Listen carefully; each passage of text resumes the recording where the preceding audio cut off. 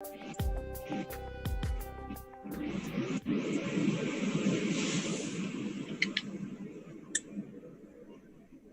thank you for joining us. My name is David Simmons, and I'm a director of the Canadian Club of Toronto. As Canadians do their part by staying home, medical staff are in hospitals, care homes, and other care centers round the clock, fighting the virus and providing comfort to those who are afflicted. That's why today, the Canadian Clubs gathered a panel of experts to discuss how hospitals have endured during this unprecedented health crisis, how teams are working together to help us stay safe and stay healthy, and how the successes and challenges that they're seeing in their institutions across the country will teach us lessons as we enter the fourth month of the COVID-19 pandemic here in Canada. Before we dive into today's topic, here's some information about how you can participate. Click here to watch the stream button if your internet connection is slow. The video quality may decrease, but the audio quality will remain strong. Once you click the questions tab, you can enter your questions in the window and they'll be sent to the moderator. The request help button located at the top right of the page is there for technical support. Today, I want to thank our event sponsor, McKesson Canada. We're grateful for their continued support. Let me introduce our panelists. Dr. Susan Abbey is psychiatrist in chief at the Center for Mental Health at the University Health Network. Dr. Andrew Baker is the chief of the Department of Critical Care for St. Michael's and also serves as the incident command for Ontario's Critical Care COVID Command Center. Dr. Howard Evans is the emergency physician and chief medical strategy officer for Sinai Health System. And Taggar is the executive vice president and chief nursing officer, chief nursing and health professions executive at Sunnybrook Health Sciences. And today's moderator is André Picard, health columnist for the Globe and Mail. One of our club's traditions that has not changed in this virtual world is that we make a toast to our country. Usually it's done in person by raising a glass. So I'd ask each of you to join me virtually as we nod to the screen and toast Canada. To Canada. Canada. André, I'll turn the podium over to you. Thank you, David. It was a pleasure to be here today. We have in Canada almost, we're closing in on 90,000 COVID-19 cases, 6,800 deaths. About a third of all those, 30,000 cases are in Ontario and 2,200 deaths. Today, we want to focus on the reaction of hospitals. How have hospitals done with this unprecedented pandemic? I'm going to ask a few questions of our panelists, our esteemed panelists, and then I'm going to incorporate questions from our audience. We don't have a live microphone like we would at a Canadian club, but I do have my phone at the ready and your questions will be rolling in. So I want to start with a very general overall question. I want to know how hospitals, Ontario hospitals are coping. So I thought I'd start with you, Rue. You are an operations person. You have that big picture view. How are we doing overall? Thanks, Andre. I would say that we're doing quite well. And I would say primarily it's because we've had time to get ready. And through that time, we've been able to organize and coordinate ourselves as a group of hospitals. And we focused on three primary areas. We focused on creating capacity for incoming COVID patients. We focused on securing our supply chain in terms of supplies and equipment. And we focused on our people in terms of ensuring that we're putting in the appropriate supports in supporting our staff and caring for COVID patients, as well as focusing on our staff wellness or their well-being. Now, hospitals seem to have been exceptionally prepared for this. Is it because of what happened with SARS a while ago? Did it make us more ready? Rue? I would say yes, we have learned quite a bit from SARS. And many of us haven't forgotten some of those experiences. And we also carry some scars related to SARS. People would say that as a result of SARS, our healthcare workers have a lot of residual concerns related to their own personal safety. And I would also say that, people would also say as a result of SARS, the system wasn't quite as ready during SARS. And therefore, we spent a lot of time and a lot of concentrated efforts to ensure that we were prepared in the best possible way this time around. Now, Andrew, you're on the front lines. You're also at the command center daily. What's your view of how we're doing overall, hospital-wise? Thanks. Well, I think today we're doing exceptionally well. Like Ru says, I think people are adjusting to the use of PPE every day, to the change in the visitors. So we really like to have visitors, and that's restricted now. But I also think there's a tremendous sense of team awareness, and that's really been strengthened, not only within a hospital, but across the province, especially in critical care, which I've been involved in. Don't forget, André, that it is less than 2 months when we were in the middle of a story. We're not at the end of the story, but the trouble with being in the middle is you don't know how it's going to unfold. Less than 2 months ago in critical care, we believed that we were going to see demand outstrip our ability to supply life-saving ventilators and life-saving ICU beds. That's a very frightening place to be. And we also believed at the same time that we would run out of PPE. And so I think the critical care community across the province is incredibly resilient to be where it is today, which is feeling cohesive, gathering strength, and getting ready for the next phases. Because we saw some horror stories in Italy and New York. It must have frightened people in critical care. Are you relieved now, or is it too early to be relieved? I think it was tremendously sobering. I think there was genuine fear and a genuine sort of sense that this could really get beyond us. And it really sharpened the mind, as they say, for us to come together. And I think there was a sense of relief that through a number of efforts, as Ru mentioned, creating capacity, focusing on PPE conservation, creating a system, an organized system, huge. And then, of course, what the people of Ontario did through physical distancing and flattening that curve came just in time before we exceeded our capacity. So relief, from that sort of looking into the chasm, yes. But I think that nobody's prepared to say to let down their guard. Now, Howard, you're in a big emergency room. We know our emergency rooms, were forever talking about them being overflowing and packed. They're eerily quiet now. How have you coped in the emergency room? Well, everything that's been said so far applies to the emergency experience. And you've written yourself, André, in the past about Canadian emergency departments during the peak of flu season, where we become overwhelmed with patients waiting for beds who have pneumonia, who are coughing, and often maybe spreading the virus, and we become overwhelmed. We were also, as Andrew said, anxious in the emergency medicine community at the beginning of March because of what we'd seen and heard in other jurisdictions. And so among the things that have made it a much different experience for us in Ontario, our hospitals, as Ru said, created capacity, which does not generally happen in flu season. And as a result, patients were cleared up to their inpatient units as soon as they were admitted. The data on that is quite remarkable, and hallway medicine has pretty much disappeared from our emergency departments. We had adequate PPE thus far.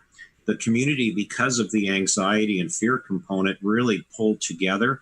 And within our hospitals, but even between emergency departments, even online, a great deal of information sharing and practicing simulations, et cetera, went on so that everyone was really primed and ready to go. And the last thing is the public helped, not just because of their staying home and flattening the curve. They stayed away from emergency departments and avoided getting our waiting rooms crowded. And to some extent, that's been a good thing. But I have to say, we also know of cases in every emergency department of people who've delayed coming to see us who should not have delayed and have missed windows of opportunity to get them treated. And so people should know that the emergency departments are indeed safe. And if you think you have an emergency, you're not going to catch COVID in the emergency department. It's safer than Loblaws or any grocery store. And if you have chest pain, shortness of breath, if you're feeling faint, have an unexplained fever, we would like to see you. Because you've had kind of the opposite problem of other parts of the system, people having heart attacks and not wanting to go see you. That we've read some frightening stories about that too. Exactly. Missed opportunities with heart attacks, with strokes, people presenting when their appendicitis has already progressed to burst where it's more complicated. So yeah, we don't want people to delay. If you do believe you have a true emergency, we'd like to see you. Now, I'm going to come back to you later and ask you if hallway medicine's done forever, but we're going to hold on, keep people on the edge of their seats for the answer to that one. First, I want to go to Susan. Susan, your specialty is mental health, and we can just imagine the mental health impact on healthcare workers from something like this. Can you tell us a bit about that? How are they dealing with it? What do you see? The mental health impact has been extraordinary, and as I think one of the real important things that has happened in Ontario has been people coming together to address that. So I think most hospitals have formed committees and groups. I sort of joke that I think most of the mental health community dealt with our fear and anxiety by making resources for other people's fear and anxiety. Certainly in sort of early March, we had people coming forward, particularly physicians and nurses who had well-controlled, had been not symptom-free from depression and anxiety for years, and the stress of watching what was happening in Italy and Spain and New York led them to have relapses. But really what I've been most surprised by is how resilient people have been. They have been incredibly resilient. I think there have been some added stresses for people who went through SARS, although it's also quite interesting because in contrast to SARS, I felt scared when I was in the hospital with SARS. I actually probably feel calmer in the hospital than I do anywhere else because I feel like our environmental teams have done such an incredible job in cleaning and keeping things done, in our hospital screeners and all of those things have been helpful. I think now what we start to see is some real fatigue coming in because people have been hard at this flat out for 8 weeks. And then there are a range of unintended things that I had not thought of when I was initially planning. For a number of our surgical colleagues and people who do interventional procedures, it's been very challenging. They're not able to do them. They have all this time on their hands. They can't make their mortgage payments. They're, really worried about things. It's been very challenging for a lot of them too. Understandably, patients are phoning up and asking when they can have their procedures. And, I don't know what today's number would be. A couple of weeks ago, we were 50,000 procedures behind in the province. So there are all these people in managing the wait list. So, there are many stresses, but overall, I think people have come together. I felt like a strong team, have been resilient and are really moving through. And I want to ask that, healthcare workers have stressful jobs all the time without a pandemic. What's made the difference? What's the thing that's pushed them over the edge here? Well, I think the hardest time for most people, I don't know whether my colleagues would agree, but was the first couple of weeks when all of the planning had been done. Everybody had, people were working 80, 90, 100-hour weeks to get the planning done. The planning was done, and as my grandmother would say, we're all dressed up and ready to go, and then there was nobody coming. All the elective cases had been canceled, the transplants, the big procedures. So the ICUs were empty. You could have gone bowling and emerge. People are waiting for things to happen. I think that was a very hard time. But then, once it started, the reality is that our intensivist colleagues, our emerge colleagues, they deal with infectious people all the time. They know how to protect themselves. But it was when there was all of the churn going on around, we're going to have PPE.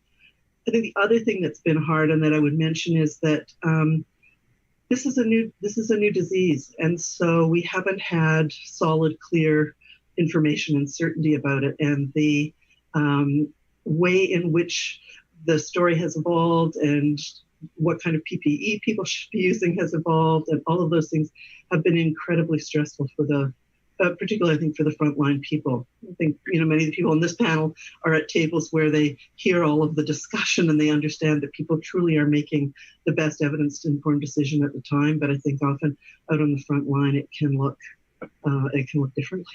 Great. Rue, I see you wanted to jump in there. Yeah, I mean, I would just add, based on my discussions with staff, the main questions that I hear staff ask the most about are questions related to their own personal safety.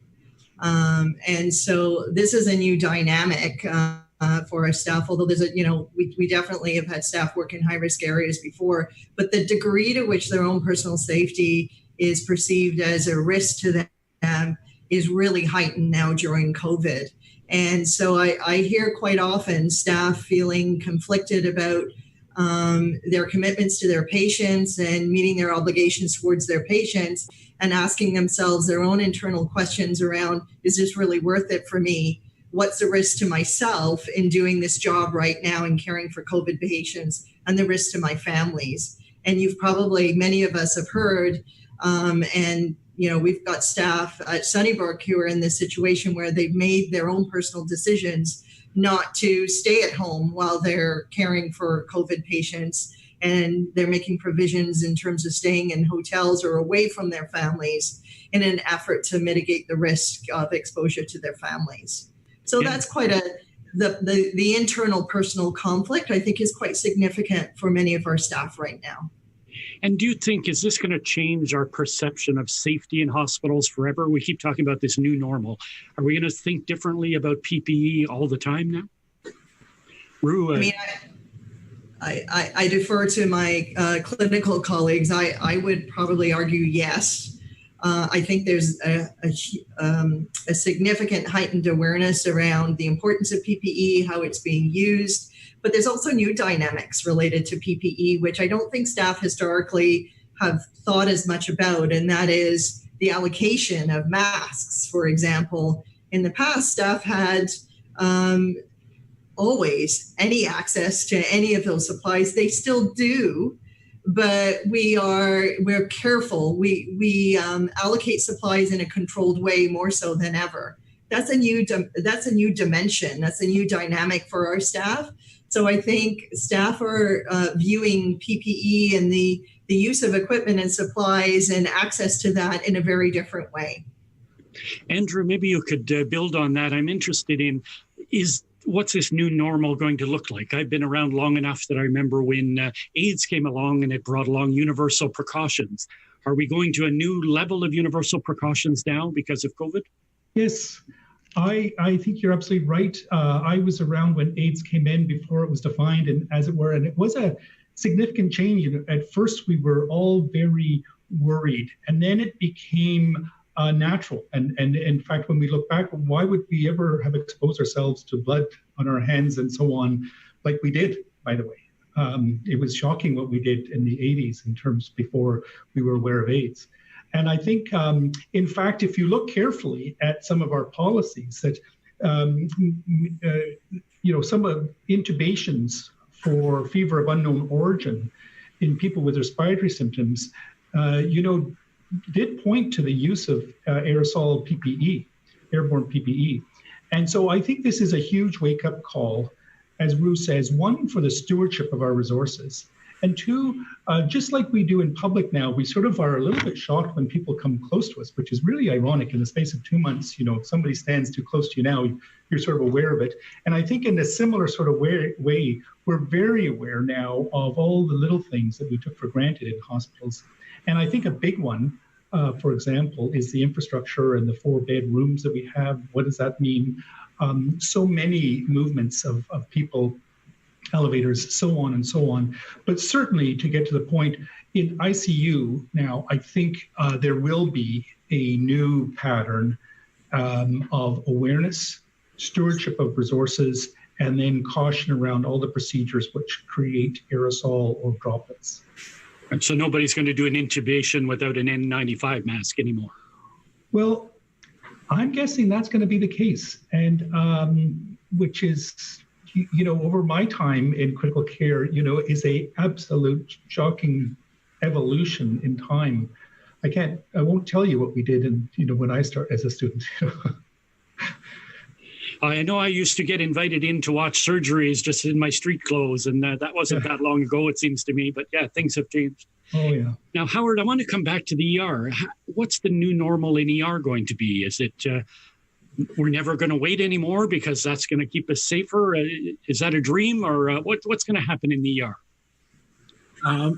So a few things that I think will be changes for the positive. I don't think it's going to stay the way it is now. It didn't during SARS, but it didn't go back to what it was before. Just as we increased our baseline handling of blood and bodily fluids after HIV came along, our knowledge and baseline proficiency with respiratory contact precautions improved after SARS, and it'll improve even further after this. Virtual care, I think, is here to stay as a much bigger option in the healthcare system. And we're even looking at a number of emergency departments around Ontario have been very innovative and have started offering their own virtual care options where you can contact an emergency physician and find out if you need to come to the emergency department. And if you are told that you should, then the department is already going to have a decent clinical note by a trusted colleague when you arrive. And I'd like to see that spread more. But unfortunately, I don't think we're going to see as short waiting times. Last night at my provincial regular meeting, we started our first discussion about flu season this fall. And it's a bit of a daunting prospect when we talk about capacity in hospitals. We're going to cut back almost certainly on our use of 4-bedded rooms and possibly even 3-bedded rooms, which will reduce capacity. We have to get surgical procedures going again sometime soon. And we're going to have an overlapping respiratory infection season with flu and other seasonal viruses layered on top of COVID. It's going to be very challenging, and we need to start thinking about our vaccination program for the fall. We need lots of vaccine. We need to get needles in arms early this year. And we have to start talking about capacity so that we don't go back to a very crowded, dangerous emergency department. I was reading yesterday that 60% of procedures in the last month have been virtual in Canada. Really dramatic change. But I couldn't imagine the ER doing virtual procedures. How can you do my stitches if I'm on the phone or on my computer? You know, family and friends will often call me and say, should we go to the emergency department? Does this need sutures? And I say, text me a picture of the wound. And often I say, nah, you're fine. Clean it off and put a Band-Aid on it. Well, now people, again, this is a few select emergency departments that have already started this, but we're going to look at what public policy requirements there are to make this facilitated much more broadly. And I think compared to calling a telehealth nurse, for instance, who doesn't have emergency skills and is working from an algorithm, to actually have a skilled emergency physician with video who is actually a colleague of the people who will see you if you're told to come in. And it may also help the safety. People may not delay if they hear from an emergency physician, I want to see you now with your chest pain. Hopefully you won't delay. So I think it could be a huge value added. Great. And I'm going to come back to you about the fall because people are interested in this second wave business, but we'll get back to that. Susan, I want to ask you, we have a really intriguing question that's come in among our many questions that are flowing in. Someone is asking, you talk to a lot of health professionals. Someone is asking, what do health professionals need from Canadians now? What's the best thing we can do for them? Is banging the pots and pans enough? What can we do practically to help you out? I love the banging the pots and pans, although usually I don't get home early enough to hear them being banged. So I think the biggest thing people can do is to wear a mask. You know, I think people now the science says we need to wear masks when we're out and about. I think continuing as hard as it is for all of us with the physical distancing is really important. I think those are the two things that really warm my heart when I see somebody with a mask. So there's no magic bullet. The simple stuff is what is most important to everyone. Yeah, I think so. I don't know what, I see Howard waving his hand. Oh, yeah, jump in there, Howard. Oh, the one thing I wanted to mention about the new normal for healthcare workers and for Canadians in general, hopefully we've seen a change forever in the attitude towards working sick. It's usually a badge of honor not to let your colleagues down and to show up at work with a runny nose or a cough. And you can't do that now. You shouldn't do that now, no matter what your job is, unless you're working in your bedroom alone. And I think that's something that people can do for each other right now is if you don't feel well, stay home. Now, Rue, you oversee a lot of nurses. I want to ask you that question. What can Canadians do to show their support for those frontline nurses, PSWs, the people doing the heavy lifting, sometimes literally? Yeah, I mean, I would just add, I would say the societal expressions of gratitude are really important. And for the staff to know that the community is behind them and they support and appreciate the work that our healthcare workers are doing, I think goes a very long way. And so I would say mostly it's understanding that, I mean, society is expressing their appreciation to our healthcare workers, and I think that goes a long way. Great. Now, Andrew, we're focusing today on hospitals, and mostly we're talking about successes. Hospitals have done remarkably well, but why, in contrast, have long-term care facilities been a disaster? Why do we have this horror show that's unfolding in long-term care facilities? Well, just to be clear, I think I'm at the other end of the acuity spectrum. I work in ICUs. And so I sort of know what you and I think Rue and actually Howard may be better poised to answer that, to tell you the truth. Okay, well, I'll let you off the hook for now then. I just don't want to speak where there's people who know more about it than me in the same room. Okay, I just had a sense there's a lot of the overlap in that clientele.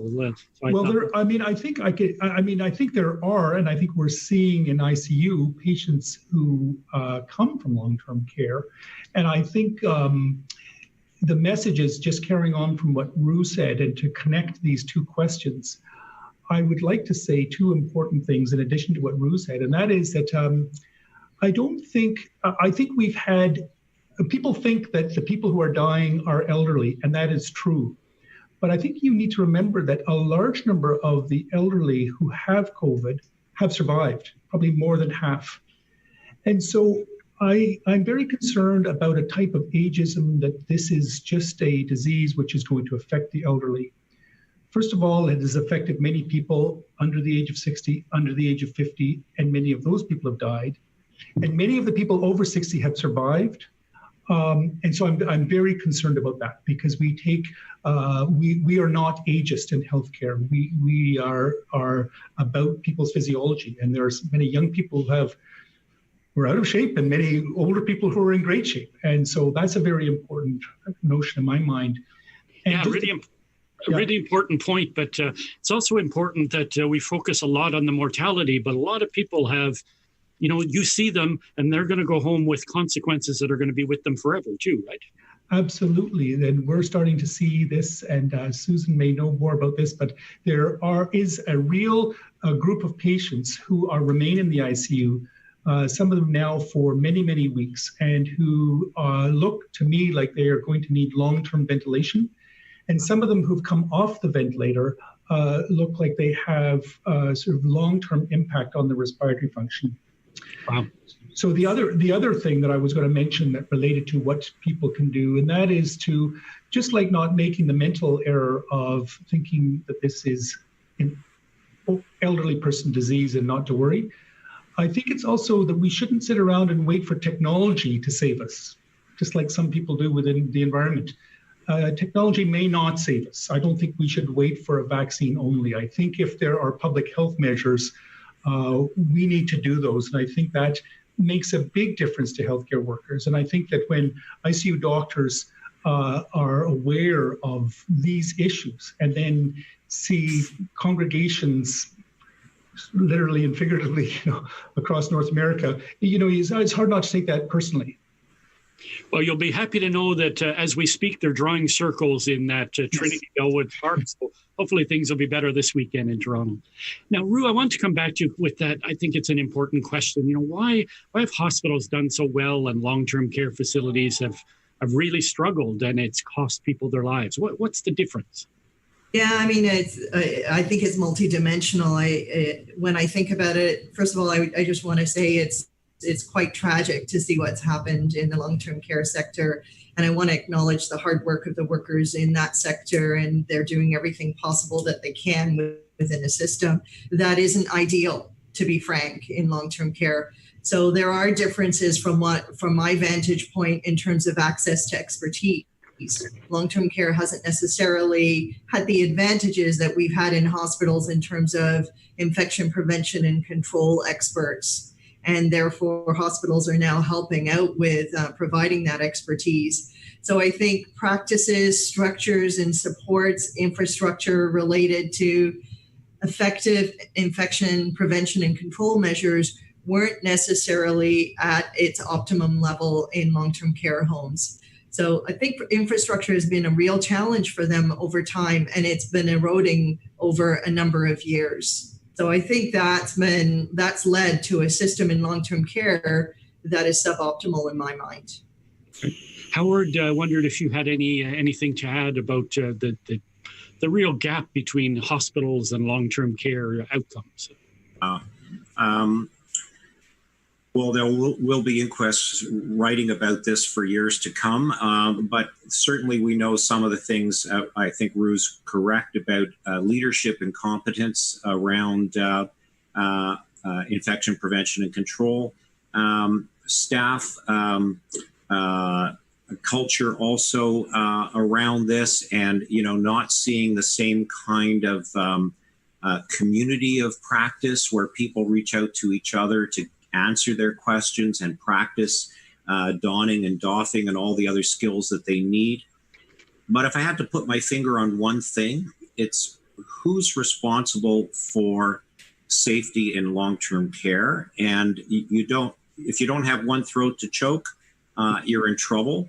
And where either in an individual home or in a community where somebody took responsibility, outcomes were much better, and it's been reported in the Globe and Mail. But I know personally, the example I like to give is because he's an emergency physician, and I'm proud of emergency physicians who do well. But Kieran Moore in the Kingston area is also the medical officer of health for that area. Jumped on this problem very early on, and responsible for 27 long-term care homes, whether they're private or publicly funded, and or operated, and had not one positive case in 27 facilities. That's more than just good luck. And I think that sort of clarity about personal accountability needs to be replicated. Yeah, so hospitals are a system. They have a chain of command and someone's responsible. Very important points. Now, Susan, we're getting bombarded with questions. People want to know what's next, the second wave, how do we prepare? So I wanted you to start with, how are workers preparing with this notion that we know, we're starting to realize it's going to be with us a long time?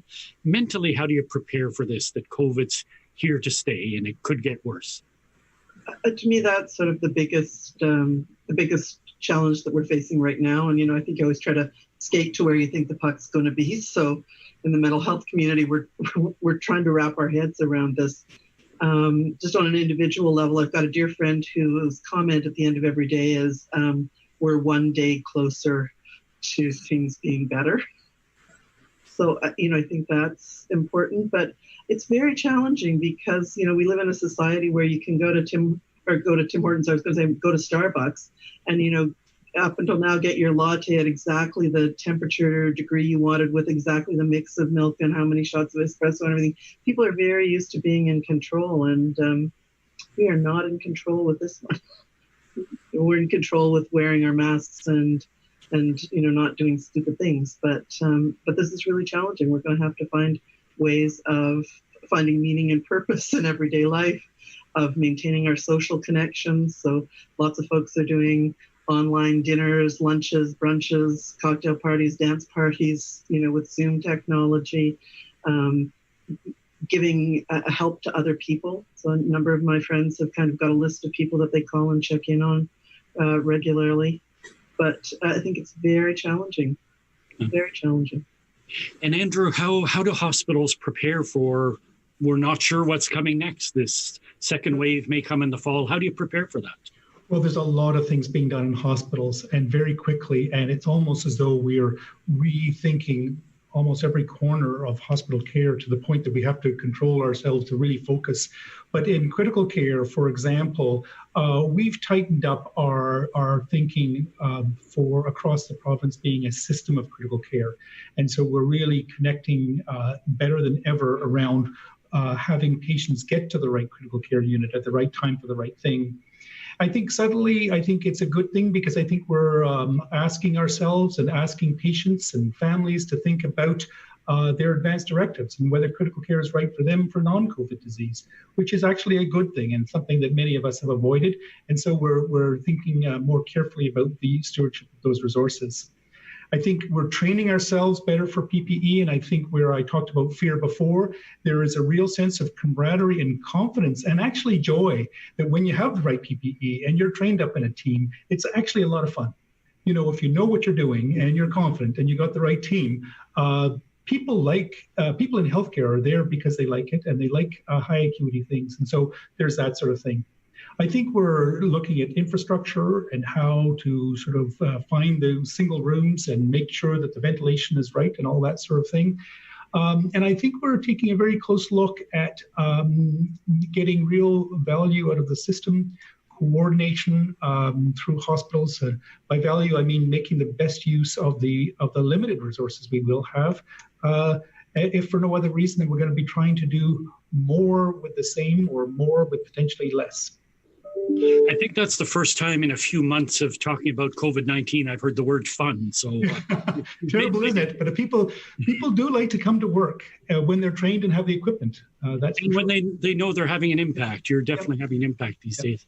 Now, Howard, I want you to look forward to the fall, your crystal ball. A lot of people fear this two respiratory illnesses at once, COVID-19 and the flu. Are you dreading the fall? So from a frontal lobe perspective, I'm focused on planning and preparing, and emotionally, I'm staying rooted in today. Is it something we should worry about? Well, let me ask it another way. Look into your crystal ball and tell me what's going to happen in the fall. Is the second wave going to be worse? Is it going to be okay? What? So, first of all, anybody who predicts the future in the real estate market, the stock market, or in healthcare should be viewed with some suspicion. Every previous epidemic we can look to as an example has had a second wave phenomena, and there's no reason why this one shouldn't. And so we're going to have to ask ourselves some very difficult questions if infections spike in the fall, and if hospital capacity is stressed. Do we close schools again for a few weeks, for instance? What other measures would we take? So I'm a little anxious about the fall. I think we got off, again, with the tragedy of long-term care notwithstanding, as hospitals and as society, we got off a little bit easy this time, especially the rest of Canada other than Toronto and Montreal. So I think it'll be possibly another major challenge in the fall. We may not get off quite so easily. We've learned a lot. We've bought a lot of time. Hopefully, we continue to use that time to secure our supply chains, build our stockpiles, get nimble with our strategies so that when we see trouble start to arise, we don't have to make it up. We already know how we're going to respond. I think you sparked a few heart attacks there when you said to parents we may close schools again, but hopefully you'll be able to take care of those heart attacks in the ER. Now, Rue, I want to turn to you. We have lots of questions about, all these surgeries have been delayed and canceled. How are we going to catch up, or can we catch up? Or people are asking. Yeah, so it is a significant worry. If you were to ask me what's on the forefront of my mind right now, it's that. And so while I think we're ready as we can be in terms of dealing with an influx of COVID patients, the question is to what detriment? And I would say that, we've had 6 weeks of patients who have been waiting for their surgeries, and we've got a developing backlog.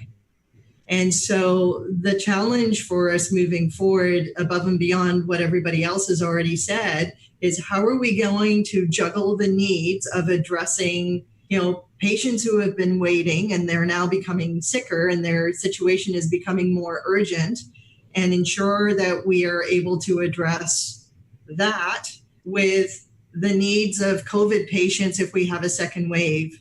And that is probably really going to be our biggest challenge moving forward from an operational perspective, for sure. So the way in which hospitals are approaching that to date is we've been having lengthy conversations around how we address patients that are waiting.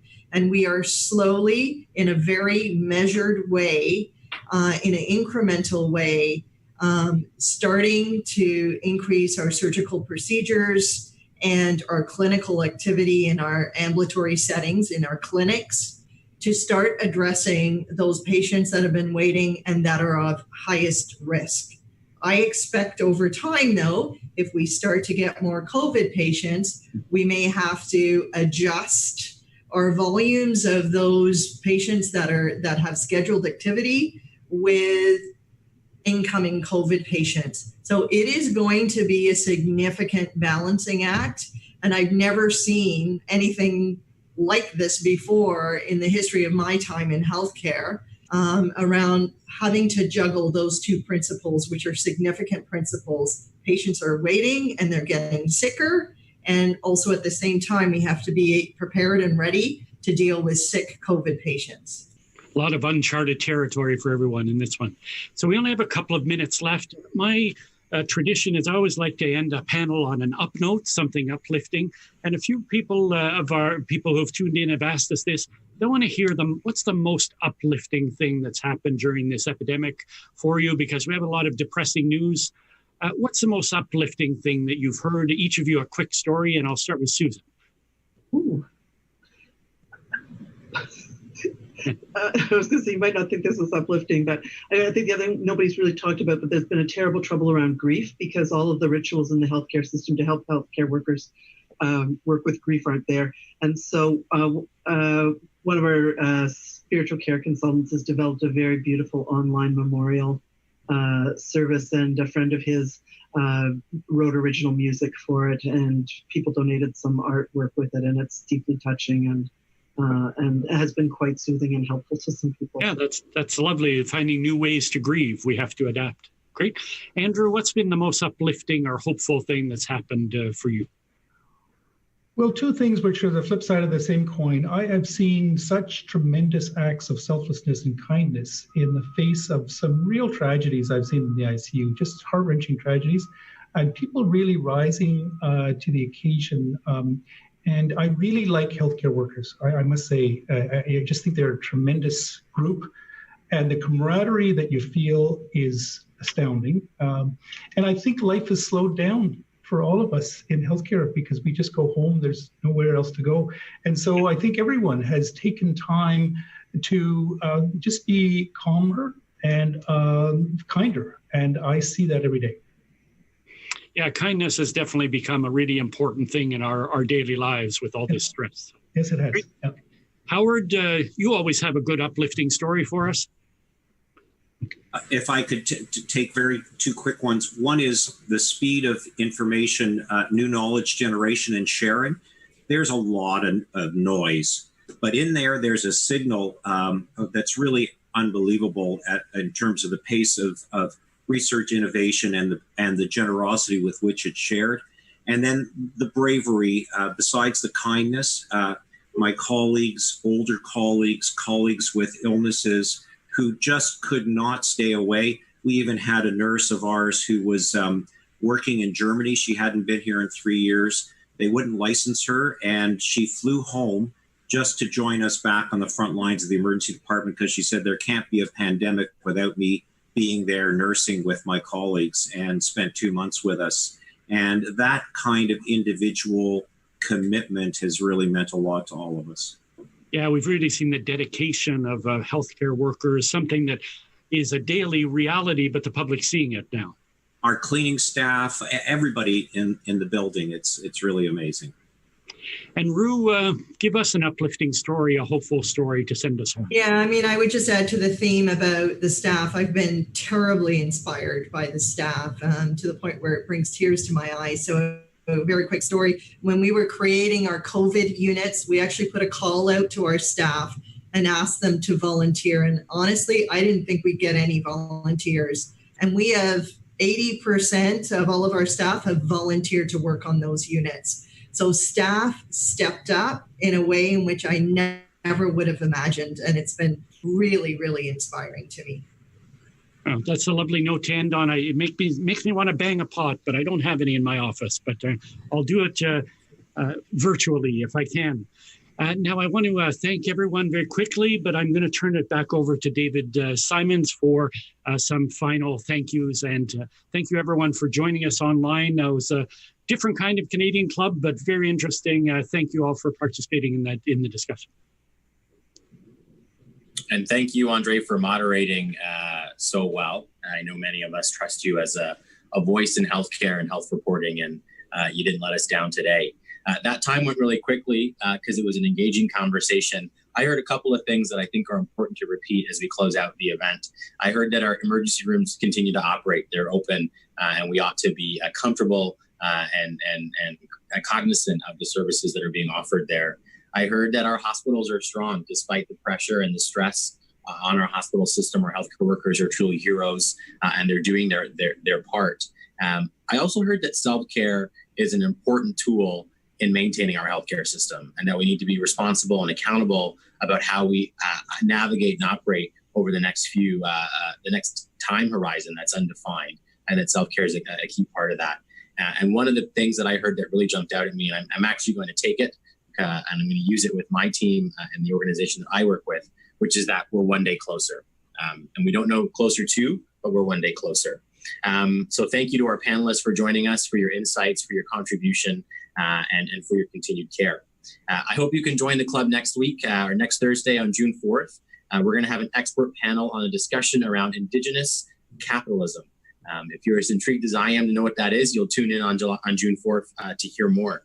I'm going to thank McKesson Canada, and I'm going to be transparent. I'm thanking McKesson Canada for sponsoring, but I also work for McKesson Canada. So I want to thank the organization for financially supporting this event, but it's also a healthcare company that supports our workers on the front line. And I'll thank my colleagues across the country who are doing that work to support people represented by the leaders on the screen. We want to thank our AV supplier, Van Vulkenberg Communications and livemeeting.ca, for making it possible for us to bring this content to you online. Thank you for joining us again. Thank you to our guests. Thank you for our panelists. Please stay healthy, practice self-care, and wash your hands. That's the end of today's event.